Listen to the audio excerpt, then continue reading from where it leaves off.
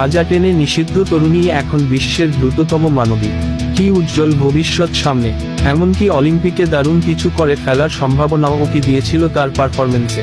কিন্তু হঠাৎ কি থেকে কি হয়ে গেল। গাজা টেনে ডোপ টেস্টে হলেন নিষিদ্ধ, খেলতে পারলেন না টোকিও অলিম্পিকে। 23 বছর বয়সী সেই তরুণী কারি রিচার্ডসনই এখন বিশ্বের দ্রুততম মানবী।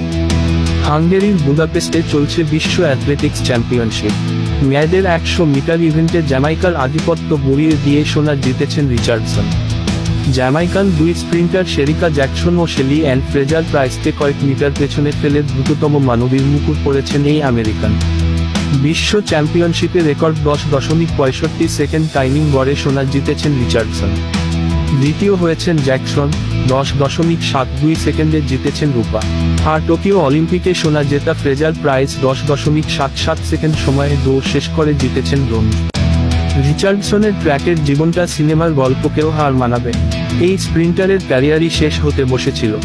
2 বছর আগে টোকিও অলিম্পিকের ট্রায়াল চলছিল যুক্তরাষ্ট্রে। সেখানে 100 মিটার ইভেন্টে সবার আগে দৌড় শেষ করে চমক দেখিয়েছিলেন রিচার্ডসন। অলিম্পিকের ট্রায়ালে আলো ছড়ানোর কারণে বাড়তি নজর পড়তে থাকে তার উপর। আশা ছিল বড় কিছুই হয়তো করতে যাচ্ছেন আমেরিকান এই স্প্রিন্টার, কিন্তু অলিম্পিক পর্যন্ত তো যেতেই পারলেন না। অলিম্পিকের আগে তার ডোপ টেস্ট করার হয়। পরীক্ষায় রিচার্ডসনের শরীরে পাওয়া যায় গাঁজার নমুনা।